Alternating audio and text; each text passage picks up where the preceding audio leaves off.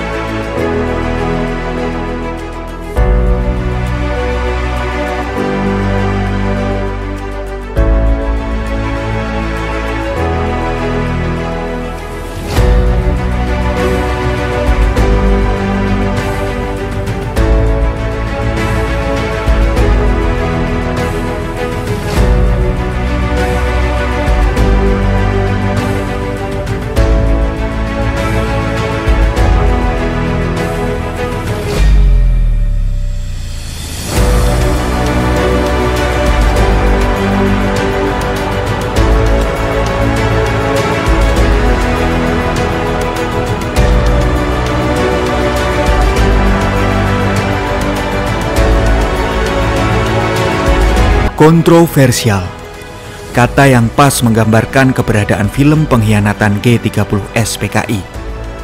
Tak bisa dipungkiri, film sejarah yang satu ini terus mengemuka dan tak henti dibicarakan. Film yang mengangkat tema sejarah dengan segala kerumitannya menemukan pattern dalam salah satunya melalui film ini. Tak heran hingga detik ini banyak sineas yang memuji kualitas penggarapannya. Pengkhianatan G30S PKI adalah film dokudrama sejarah Indonesia yang dirilis pada tahun 1984 dengan proses penggarapan selama 2 tahun lebih. Film yang digawangi oleh perusahaan film negara ini disutradarai dan ditulis oleh Arifin C. Nur, diproduseri oleh G. Dwi Payana, dan dibintangi Amoroso Katamsi, Umar Khayyam, dan Syubah Asa. Diproduksi selama 2 tahun dengan anggaran sebesar 800 juta rupiah kala itu. Film ini disponsori oleh pemerintah, dibuat berdasarkan versi resmi sejarah kala itu yang menggambarkan peristiwa kudeta di tahun 1965. Menggambarkan masa menjelang kudeta dan beberapa hari setelah peristiwa tersebut. Dalam kala kekacauan ekonomi, 6 jenderal diculik dan dibunuh. Film ini juga menampilkan pergantian rezim pemerintahan Indonesia dari Presiden Soekarno ke Soeharto. Film yang sukses secara komersial maupun kritis ini merupakan film dalam negeri pertama yang dirilis secara komersial dan menampilkan peristiwa 1965. Dinominasikan untuk 7 penghargaan di Festival Film Indonesia 1984 dan mencapai angka rekor penonton. Sebelum penayangan komersialnya, penumpasan pengkhianatan G30S PKI disajikan pratayang untuk para perwira militer Indonesia berpangkat tinggi yang telah terlibat dalam operasi menghentikan kudeta G30S, termasuk Soeharto dan Sarwo Edi Wibowo. Film ini ditonton oleh 699.282 orang di Jakarta pada akhir tahun 1984. Sebuah rekor nasional yang tetap tak terlampaui selama lebih dari 1 dekade. Film ini sempat menjadi tontonan wajib di era Orde Baru, hingga kemudian dihapuskan sejak jatuhnya Presiden Soeharto pada tahun 1998. Di masa absen tayang di TV, film ini terus diburu karena tak bisa disangkal bahwa kualitas dan standar sinematografi sejarah yang melekat pada pengkhianatan G30S PKI menjadi daya tarik lintas zaman hingga dianggap sebagai masterpiece. Seolah tak henti menuai kontroversi, pada tahun 2017 akhirnya film ini diputar kembali secara rutin di beberapa stasiun televisi. Tentu dengan dibarengi dengan pro dan kontra yang seolah tak ada habisnya. Meski aspek artistik film ini tetap diterima dengan baik, anggapan kekeliruan sejarah di beberapa adegan tetap menuai banyak kritik. Seperti apa proses pembuatan film yang digadang-gadang sebagai yang terbesar dan tak akan terulang lagi ini? Bersama kru film terkait, Keep History Alive akan mengulik di balik layar film Pengkhianatan G30S PKI.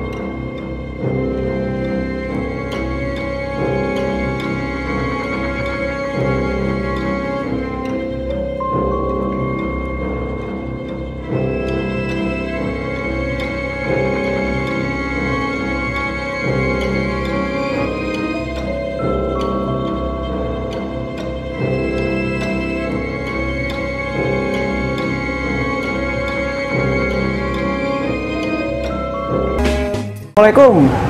Halo guys, apa kabar? Semoga selalu sehat dan dalam lindungan Tuhan Yang Maha Esa. Jadi ada buku Jejak Sang Ajudan, sebuah biografi Pierre Tendean, buku yang saya tulis juga.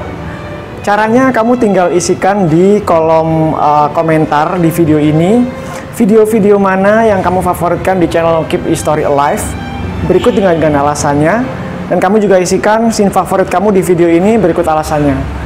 Jadi ada 2 syarat, kamu isikan yang sebanyak-banyaknya. Barangkali kamu yang beruntung ya.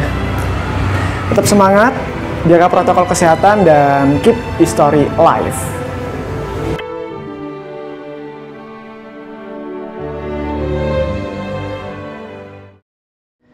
Mengkonversi sebuah peristiwa bersejarah ke dalam sebuah film memang bukan pekerjaan yang mudah. Namun bagi film Pengkhianatan G30S PKI atau yang berjudul asli Sejarah Orde Baru atau biasa disebut dengan SOB, film ini justru menemukan sebuah prestasinya tersendiri. Dan hingga detik ini film ini terus digaung-gaungkan, terus dibicarakan dan tidak ada habisnya. Baik secara cerita yang kontroversial hingga kualitas sinematografi yang bagi sebagian sineas merupakan sebuah masterpiece dan menjadi sebuah film yang mahal serta film yang terlaris sekaligus dalam waktu yang bersamaan, karena jika pada masa itu film dengan budget 100 juta itu sudah menjadi film yang sangat mahal, maka film ini memiliki budget hampir 1 miliar. Dan pada malam hari ini saya bisa berbincang dan kita akan membahas detail tentang film ini langsung dengan salah satu kru yang bisa dibilang salah satu kru penting, karena ini dari Departemen Wardrobe. Dan Departemen Wardrobe itu adalah salah satu departemen yang penting untuk membangun sebuah atmosfer sejarah. Bersama saya ada Om Aryatim. Halo Om Ar, Assalamualaikum.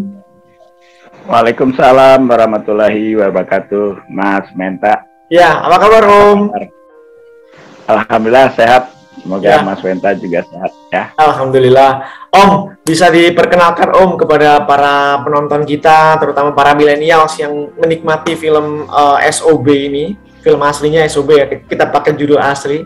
Yang saya dengar juga Om ini memiliki hubungan darah dengan sutradaranya juga, hubungan keluarga, sehingga pada saat proses film riset dan lain sebagainya, Om juga salah satu yang terlibat gitu.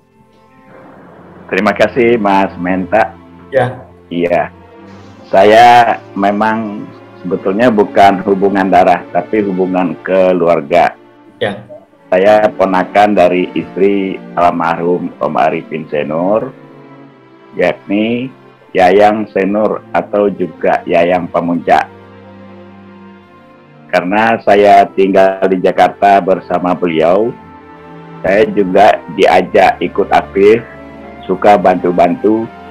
Di waktu itu di awal tahun 79 saya mulai dekat dengan Om Arifin. Saya diajak bantu-bantu kalau ada pementasan teater kecil. selalu diminta untuk urusan kostum dan make up. Setelah berjalannya waktu, tahun 1981, Pusat Produksi Film Negara yang direkturnya adalah almarhum Pak Dipo atau Pak Gufron Dipayana memutuskan memilih Om Arifin untuk menakodai suatu film besar, film sejarah terjadinya gerakan 30 September PKI. Waktu itu judul produksinya SOB atau Sejarah Orde Baru. Alhamdulillah, cuma dengan dasar ikut bantu-bantu di bagian kostum, di bagian makeup, waktu produksi pementasan teater kecil, saya banyak belajar, banyak diarahkan oleh almarhum Om Arifin Senior dan teman-teman yang lain yang lebih senior dari saya. Saya diberi kesempatan untuk menangani urusan kostum di film Sejarah Orde Baru atau SOB. Om Ar pada saat itu usia berapa ya, Om? Waktu itu tahun 81 saya berusia 22 tahun, Mas. 22. Om, ini saya kan juga sempat dengar ya, proses pemilihan sutradara ini juga bukan sesuatu yang mudah gitu. Ada beberapa nama-nama besar yang masuk dalam kandidat untuk menggawangi atau mungkin menakodai proyek besar ini pada saat itu. Termasuk salah satunya ada Teguh Karya dan juga Om Arifin Senior. Ini bisa diceritakan nggak, Om? Kalau barangkali Om juga tahu pada saat itu. Ya, saya sebetulnya tidak tahu pasti. Ya. Tapi setelah berjalannya waktu kita ngobrol-ngobrol, kenapa ya kok Om Arifin yang dipilih untuk menakodai, menyutradarai film Sejarah Orde Baru ini? Sebelumnya memang ada pembicaraan, ada beberapa kandidat sutradara yang Mas Wenta sebut tadi. Ya. Ternyata oleh Pak Dipo dipilih adalah Om Arifin. Demikian, Mas. Oke. Om, terus kan juga setelah proses pemilihan sutradara itu kemudian masuk ke on the spot ya, mencari lokasi, kemudian memilih pemain, kemudian kostum dan lain sebagainya. Itu boleh diceritakan nggak sih, Om? Bagaimana proses risetnya dan lain sebagainya? Ya, untuk riset itu selalu yang ikut terutama adalah Om Arifin sendiri bersama staf asisten sutradara, bagian skrip, bagian penyutradaraan, bagian acting segala, termasuk Etek Yayang Senior, Mas Edi Dronde, Mas Budi Setiawan, itu selalu ikut kalau hunting atau survei ke rumah-rumah, terutama tokoh keluarga pahlawan revolusi ataupun kepada tokoh-tokoh yang lain yang terlibat waktu zaman itu. Dan saya sendiri sebagai penata busana, saya ingat cuman beberapa kali ikut diajak, karena kan tidak kalau terlalu banyak kita datang ke keluarga pahlawan revolusi, ya tentu agak merepotkan, nggak enak ya. Iya. Jadi yang intinya aja. Gitu. Tapi ada pengalaman unik gitu, Om ya? Ada pengalaman unik nggak, Om, waktu riset gitu ke salah satu tempat bersejarah atau mungkin ke keluarga pahlawan begitu? Karena bagaimanapun juga kan itu pengaruhnya besar sekali pada proses penciptaan mungkin bentuk busana yang menggambarkan sebuah zaman. Itu kan kadang-kadang mungkin yang tertera dalam buku itu adalah kayak seragam-seragam atau mungkin tokoh-tokoh pahlawan revolusinya sendiri yang mungkin bisa direproduksi ulang ibaratnya seperti. Tapi kan untuk membentuk sebuah zaman itu kan ya melalui riset yang Om Ar sendiri juga harus lakukan gitu kan. Itu seperti apa? Ya. Ya, misalnya ya, kita pakai untuk pakaian dinas, militer, TNI, 3 angkatan dengan Polri zaman itu. Ditambah lagi yang intinya adalah seragamnya pasukan Cakrabirawa. Yeah. Karena di tahun itu warna coklat Cakrabirawa itu tidak ada beredar di pasaran, apakah di pusat-pusat tekstil di Jakarta. Nah, caranya saya pinjam salah satu atau beberapa kostum dari ex tentara Cakrabirawa atau polisi yang bergabung di Cakrabirawa. Itu saya gunakan untuk eksperimen, terutama tentang warna, karena warnanya itu unik gitu.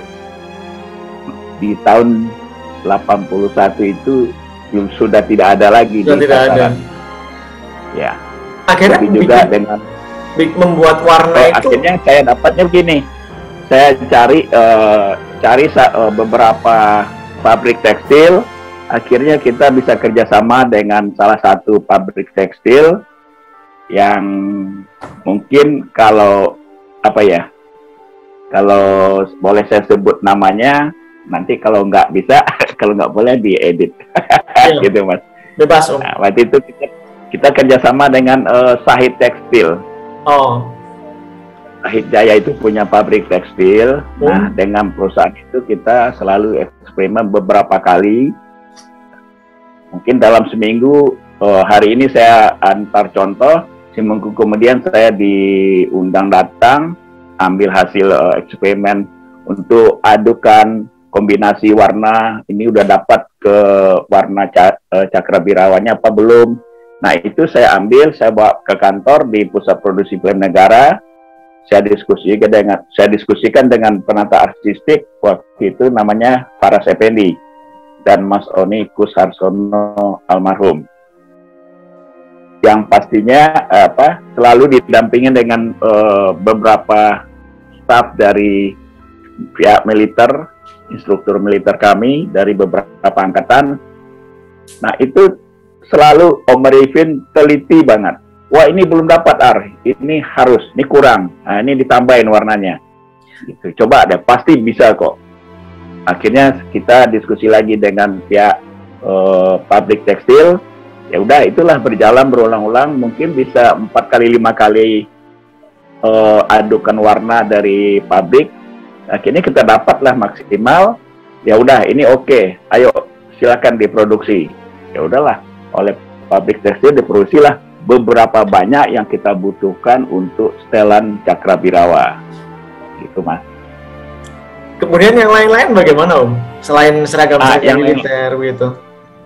Yang lain-lain setiap seragam militer dari beberapa angkatan, dari tokoh pahlawan revolusi sendiri, saya selalu pinjam. Jadi untuk mendekati aslinya, tentu kita punya contoh dari baju asli sendiri gitu. Yeah. Misalnya dengan baju Pak Nasution, beliau meminjamkan langsung beberapa setel seragam dinas beliau, mulai dari pakaian dinas lapangan atau PDL, berikut dengan atribut, pakaian dinas harian, berikut dengan atribut, pakaian dinas upacara kecil, berikut atribut, begitu juga dengan pakaian dinas upacara besar, berikut atribut. Nah, saya yang selalu was-was gitu ya, karena pinjam pasti harus menjaga dengan baik.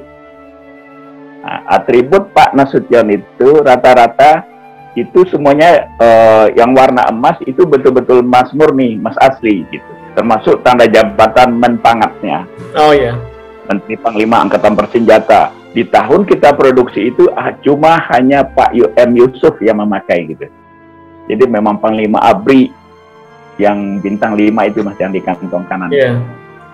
Nah, itu berikut semuanya.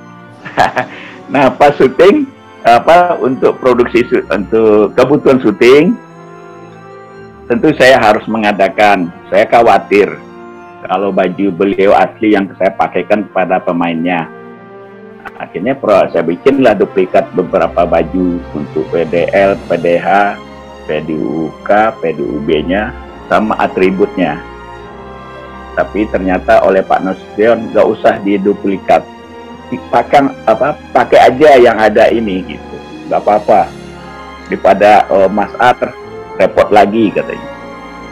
Tapi saya juga diskusi dengan penata arsitek, saya gunakan juga jasa dari beberapa toko atribut militer yang zaman itu masih aktif. Kalau nggak salah nama beliau adalah Pak San, tinggal di Ciracas Cibubur.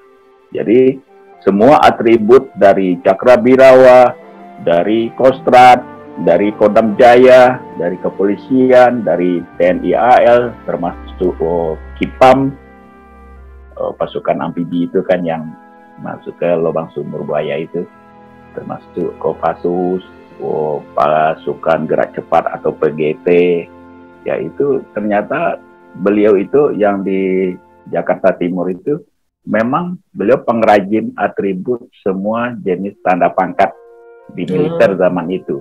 Nah, kebetulan kita dapat informasi, wah, dulu yang bikin atributnya di sana, kata bagian di sejarah kan, di sejarah dari Angkatan Darat, dari Angkatan Laut, Angkatan Udara, dan kepolisian. Ya udah, alhamdulillah. Karena lamanya riset memang cukup. Kita harus teliti, jangan sampai salah ya, karena ini kan tokoh-tokohnya masih banyak yang hidup, saksi hidup masih banyak. Jadi kalau kita salah nanti kita diprotes, itu kan rasanya gimana gitu Mas. Dan saran ajakan dari Om Arifin sendiri sebagai sutradara, beliau sangat teliti.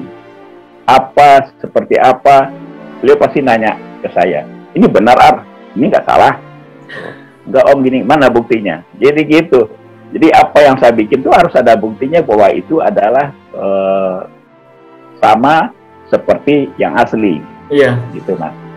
Jadi memang selain karakter Om Arifin sendiri yang perfeksionis mungkin ya Om ya, terus level of detail buat beliau itu salah satunya juga karena film ini mungkin sudah diproyeksi akan menjadi sebuah masterpiece karena juga kontroversial, mungkin seperti itu mungkin ya Om ya. Makanya benar-benar beliau menciptakan, membuat proses kreatif itu dengan sangat detail.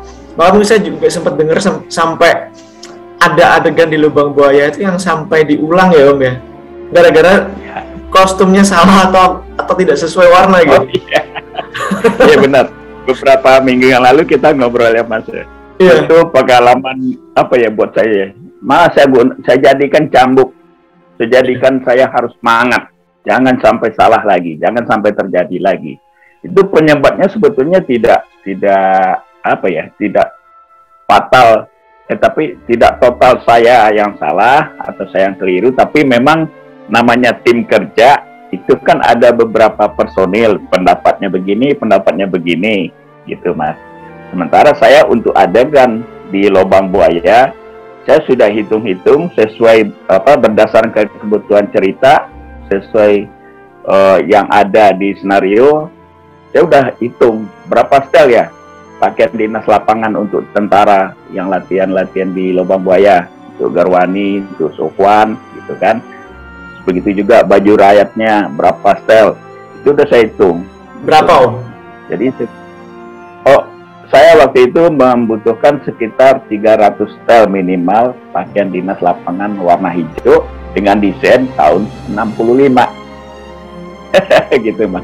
Akhirnya kita saran-saran dari teman tim kerja kita di bagian produksi, sebaiknya jangan dibeli sejumlah 300 setel. Gitu. Akhirnya ya udah, saya datang lagi ke Disjarah ABRI kan. Nah, kita dikasih tahu, dapat informasi bahwa Angkatan Darat itu punya gudang baju bekas-bekas korban perang di Timur. Nah, itu ada di Manggarai, Jakarta. Itu bajunya jumlahnya ribuan. Itu berbukit-bukit bajunya di dalam gudang seperti hanggarnya pesawat Mas. Gudangnya seperti itu. Dan itu baunya kan lumayan, bekas darah kering para korban pahlawan kita yang gugur di Timur-Timur. Nah, baju itu yang saya pilih satu demi satu bersama teman-teman. Saya di bagian kostum waktu itu yang datang ke sana, saya bagian penata kostum, almarhum Susilo bagian atribut kostum, teman saya Udit bagian pembantu kostum, sama Oce bagian kaporlap istilahnya, properti dia. Tapi dia ikut membantu. Kita dihimbau selalu saling kerjasama, membantu bagian satu dengan bagian yang lain. Nah itu seharian Mas, dari pagi sampai sore, pulang dibawa ke PFN. Besoknya kita kan kerjasama dengan militer. Jadi untuk rebus air yang besar itu tentara itu Mas, kompornya kompor gitu juga, orang lapangan kebutuhan lapangan tentara, seperti drum lah. Iya. Nah, itu saya terus pakai itu. Zaman itu tuh sudah ada deterjen bubuk, udah ada. Nah, itulah yang saya jemur di halamannya PFN sampai ke atapnya studio kita jemur penuh Mas. Kalau saya udah kerja itu, orang karyawan PFN itu geleng-geleng kepala, waduh, anak buahnya Arifin Senior gitu. Nah, jadi inilah usaha kita untuk mengadakan menyiapkan segala kostum. Begitu juga kostum-kostum pahlawan revolusi. Kita dapat pinjaman, saya dapat pinjaman dari keluarga, terdapat foto-foto. Nah, itu nanti saya bikin duplikat. Itu juga baju-baju korban yang sampai dimasukkan ke sumur lubang buaya itu, bajunya seperti apa, kimono seperti apa, kamar jasnya, baju tidurnya, sama baju PDUK-nya Pak Esparman atau PDUK-nya Pak Panjaitan. Nah, itu kita betul-betul berusaha mencari yang mirip betul gitu Mas. Seperti sarungnya yang dipakai Pak Suprapto dengan meja panjang putih kotak-kotak, itu tidak mudah Mas. Begitu juga dengan Tiar Tendean, jaketnya kan waktu itu sampai sekarang jaket itu masih banyak, masih dipakai oleh TNI kan, di dasarnya hitam, pakai edit, pakai daunnya singlet putih kalau nggak salah, kalau kemudian waktu gugurnya. Iya. Yeah. Celana hijaunya, celana hariannya. Lumayan. Wah, kerjanya waduh. Kalau yang gagal tadi syuting pertama di Lubang Buaya itu karena itu aja Mas. Jadi koordinasi antara saya dengan instruktur militer itu tidak bagus, nggak pas itu. Kan saya selalu kalau kostum yang desainnya tidak sama dengan tahun 65 itu saya selipkan jauh di belakang, jadi nggak kelihatan, nggak close up. Apakah model kerah bajunya atau kancingnya gitu kan beda sekali. Desain 65 dengan tahun 80-an. Gitu. Nah, yang saya banyak dapat dari gudang angkatan darat bekas dari Timur-Timur itu desainnya udah tahun 80-an, tahun 70-an. Nah, tiba-tiba instruktur militer lagi latihan baris berbaris, beliau menyamperin Om Arifin. Dia bilang, "Oh, Mas Arifin, ini desainnya salah Mas." Kaget kan? Salah apanya? Ya desainnya kerahnya nggak begini Mas, ini kerahnya baju sekarang, bukan bajunya tahun 65, desainnya begini. Langsung beliau tuh, waduh, saya deh, udah ditanya, diceramain, pokoknya, udah segala-galanya deh Mas. Itu hari pertama ya? Hari pertama syuting itu ya? Hari pertama syuting. Yeah. Beliau sampai menyebut, betapa malunya kita, berapa ruginya kita. Satu shot aja saya hitung sekarang ini 100.000 uangnya. Untuk konsumsi, untuk bayar honor artis, honor pemain, figuran, gitu. Untuk izin lokasi, untuk transportasi, semuanya itu dihitung. Ini satu shot aja itu 100.000 harganya, tahu nggak? Ini hari ini saya nggak bisa syuting. Apa tanggung jawabnya sebagai penata kostum? Ya, terus saya kan nggak mau menyalahkan, memojokkan seseorang di dalam kelompok kerja kita gitu. Itu zaman itu ya. Karena kita selalu dihimbau oleh Om Arifin, kita adalah keluarga gitu. Kita tim, jadi harus kerjasama, saling membantu. Yang kurang kita bantu gitu, Mas. Ya akhirnya saya di hari itu break, nggak syuting jadinya kan. Sorenya kita dikumpulkan, ayo nanti sore meeting, bukan di PFN tapi di rumah Om Arifin kan meeting. Nah saya kan namanya kita masih senior ya, masih baru di dunia film ya, saya nonton aja. Nah, akhirnya saya dipanggil juga, ditanya, nah gimana Ar, berapa baju yang kurang, kamu butuh waktu berapa hari? Nah, coba teliti betulkah tadi 17 tadi bajunya? Terus saya bilang, sebetulnya bisa Om, baju yang saya pinjam dari gudang itu tetap bisa dipakai, nanti ditaruh di belakang, gitu. Jadi yang di depan kamera itu yang bagus, yang benar desain bajunya. Yang salah nanti di belakang-belakang aja yang pinjaman dari gudang. Nah, berapa lama lagi nih, berapa hari lagi saya Om boleh syuting? Terus saya hitung kan, jumlah baju sekian, berapa bal kainnya, terus berapa hari menjahitnya, berapa hari dibikin efek supaya baju itu tidak kelihatan baru. Kan nggak mungkin tentara bajunya baru semua, Mas. Pasti baju yang sudah dipakai berhari-hari, berbulan-bulan ya kan, malah sampai setahun masih dipakai lagi kan. Nah itu saya gunakan bahan kimia, apa ya namanya lupa. Nah itu saya rendam pakai itu, nanti warnanya, teksturnya agak turun Mas. Di kesannya baju itu tidak baru lagi. Nah itu saya butuh waktu juga merendam itu lagi kan. Itu dan caranya juga direbus dengan panci-panci dari angkatan darat itu, dari tentara. Nah itu butuh waktu. Nah terus untuk menjahit saya hitung, kalau sekian langsung saya hubungin ini penjahit. Dia bilang, berapa hari ini Pak kalau sekian sterling ini? Dia hitung-hitung, oh ini bisa nih. Jadi saya 1 hari belanja, langsung antar ke penjahit, dia bagi-bagi ke beberapa konveksi. Dia bilang, 4 hari saya minta waktu, bisa nggak Mas? Selesai semua dengan jumlah 300 sel, bisa. Nah, oh ya siap. Nah, saya hitung kan, 1 hari belanja, 4 hari menjahit lah, 3 hari 4 hari saya kasih waktu. Dia bilang 3, saya bilang 4 hari aja. Nah terus untuk proses pemudaran warna, nah, itu butuh waktu itu agak lama karena banyak kan, karena panci atau gentong itu kan nggak terlalu banyak juga isinya, sekali rebus paling berapa puluh dan berapa potong gitu. Nah itu saya bilang. Itu gentong itu ada di kantor PFN ya Om? Kita pinjaman dari ini, dari bagian apa sih namanya lupa sekarang, Kaporlap, bukan Kaporlap untuk pangkat-pangkat. Tapi emang ditaruh di kantor ya? PFN ya? Oh iya, waktu itu iya. Karena itu sebetulnya yang tanggung jawab untuk perabot-perabot masa untuk di tenda-tenda, di pengungsian misalnya kayak gitu-gitu kan, dipakai kan sampai sekarang kan yang besar-besar itu. Nah itu urusannya teman saya bagian properti. Nah saya butuh itu saya pinjem. Ya ada kompor yang skala kan. Gitu. Ini kayak apa ya? Kayak masak dari catering aja. Iya. Jadi itu ini ya Om ya.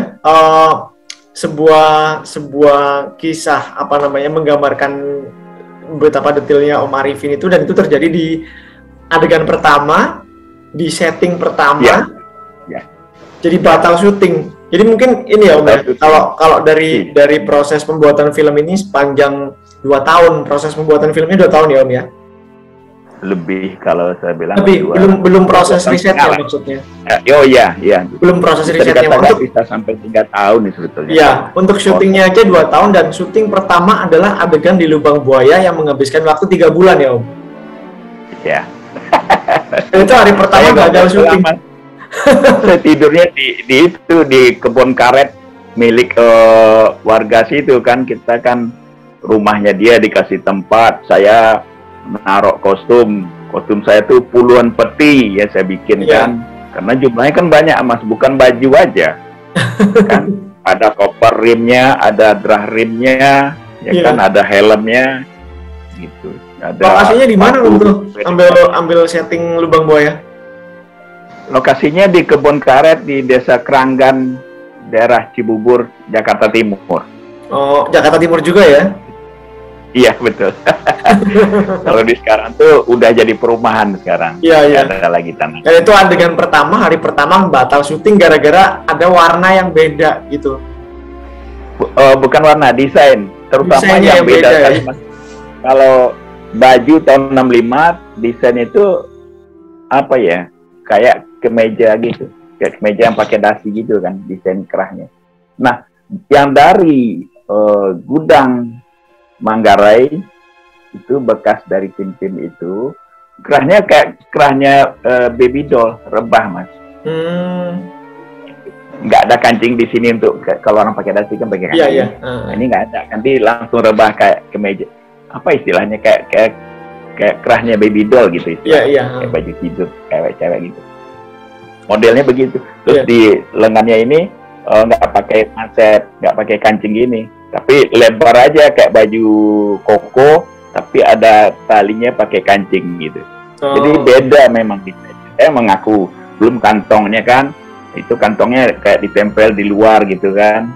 Nah kalau ke meja pakaian dinas lapangan tahun 65 itu kantongnya itu ya nempel pakai tutup kantong gitu. Iya. Jadi memang jauh banget bedanya. Cuman saya butuh, daripada boros biaya beli baju banyak, bikin baju banyak, lebih baik ini untuk backgroundnya aja. Yang di belakang saya kasih baju yang desainnya tahun sekarang, yang desain tahun 65 di depan kamera, dan itu saya selalu kontrol, harus, dan itu memang tugas saya, nggak boleh salah gitu. Salah fatal sekali, nanti break syuting atau retake istilahnya, itu tambah biaya lagi, tambah waktu lagi gitu. Itulah, itu selalu dicatat itu, scene per scene, adegan per adegan, shot per shot itu selalu dicatat continuity-nya. Nah, bagian continuity itu namanya dulu Mbak Reni Norka Marendra. Mbak Reni itu teliti betul. Dan orangnya tidak pernah sakit. Kita masuk angin, pegel-pegel, flu, batuk, dia enggak. Itu tan banting itu. Nah, dan rapi sekali. Wah, ini Mak Sar nih salah nih. Dulu kemarin yang adegan scene ini, scene sekian begini pakai bajunya, begini pakai pecinya, begini ininya. Wah, teliti banget deh. Dan memang kita dituntut dan dilatih oleh sutradara harus rapi, jangan salah, harus rajin mencatat, gitu Mas. Dan Om Arifin ini betul-betul saya bersyukur banget punya saudara, punya Om, kualitasnya luar biasa. Dan beliau bukan di film ini, di film-film sebelumnya beliau berproduksi betul-betul teliti. Wow, jangan asal-asalan gitu. Termasuk di pementasan teater kecil beliau, seru dia pokoknya pengalaman dengan si Om. Iya. Itu pengalaman yang tidak terlupakan. Kemudian selain adegan-adegan Lubang Buaya Om ya, kan ada beberapa setting yang memang masih ada, lokasinya pada tahun 80-an awal itu masih ada, termasuk rumah-rumah para jenderal yang masih bisa dipakai untuk syuting, tapi juga ada beberapa lokasi atau kantor mungkin terkait dengan kantor Biro PKI dan lain sebagainya yang sudah tidak ada. Itu syuting di mana Om? Untuk adegan rapat-rapatnya CCPKI, kita bikin di studio PFN. Waktu itu studio PFN itu paling besar di Jakarta. Jadi kita bikin di studio. Nah, itu kerja kerasnya, itu kehebatannya penata artistik Mas Oni Kusharsono sama Faras Effendi. Itu luar biasa. Jadi dia punya tim semacam pasukan sendiri, tukang-tukang ya, bagian paku memadu, gaji, wah lengkap ya Mas. Nah, yang di studio itu kita adegannya kantor CCPKI itu. Nah, itu kita di studio PFN, rumahnya Sam Kamaruzaman di studio PFN. Terus apalagi yang di sana ya. Nah, untuk adegan di RRI itu juga di PFN kayaknya. RRI ya. Nah, cuman RRI interiornya kita bikin set, eksteriornya baru di RRI gitu. Karena kita rubah cat, udah berubah sih tahun 81 itu 82 itu udah berubah cat warnanya. Untuk adegan di rumah-rumah para keluarga jenderal pahlawan revolusi itu banyaknya masih asli. Yang kita bikin set yang agak besar itu adalah set eksteriornya Kostrad, Jepang Kostrad, kantornya Pak Harto. Tapi kalau interiornya, ruang kerjanya Pak Harto itu asli kantornya di Pangkostrat gitu. Itu masih asli, sampai sekarang masih asli. Nah, kita nggak bisa pakai eksterior karena di halaman itu udah berubah tamannya, susunan arah jalannya. Nah, itu kita bikin set di Taman Cibubur Pramuka. Itu mas, adegan panter Pak Harto datang gitu kan. Iya. Nah, itu di eksteriornya adegan di luar ruangan itu di Cibubur itu. Tapi kalau interiornya asli ruangan Pak Harto gitu. Terus juga ini ya Om ya, yang apa namanya penyiar RRI-nya itu dengar-dengar juga penyiar RRI yang asli yang pada saat tahun 65 sempat dikudeta juga ya. Betul. Kita manggil waktu itu Abang ya, Bang Dari Oskandar nama beliau. Beliau penyiar RRI yang dikenal oleh seluruh masyarakat Indonesia. Selamat pagi, kan itu aja yang openingnya musik itu suaranya Merdeka kan ada gitunya. Wah, itu beliau suara asli dan beliau memang mengalami sendiri. Beliau bacakan pidatonya untuk menyiarkan untuk udah istilahnya memfitnah ada Dewan Jenderal itu. Ya pokoknya yang disiarkan di RRI itu memang asli penyiar dari Oskandar sendiri yang main gitu.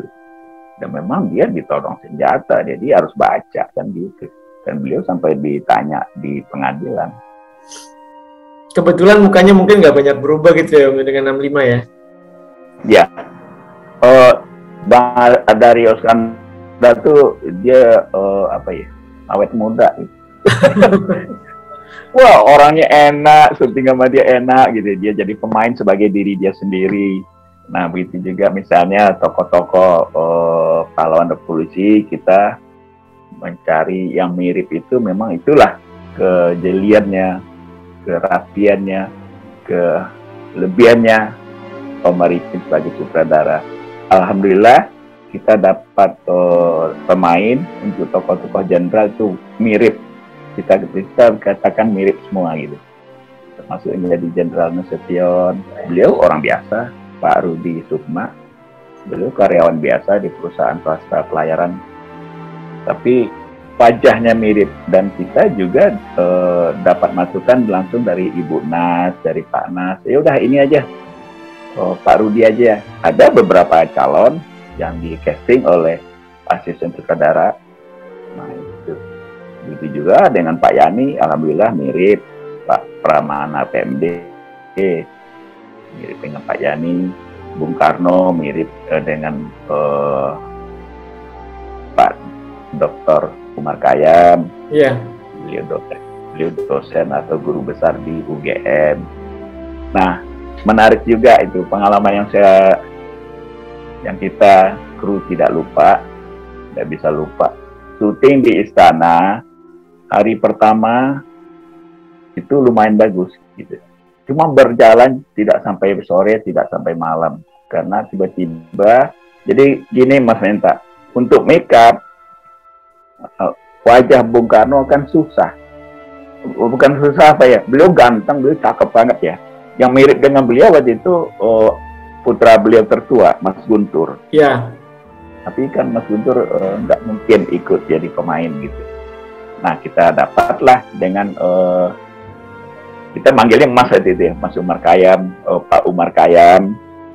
Ya, postur tubuh bagus, mirip Bung Karno, kepala, pokoknya semuanya cukup.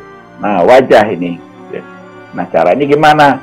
Ya, bagi petugas makeup kita, Subarkah disekolahkan ke Jerman selama 3 bulan.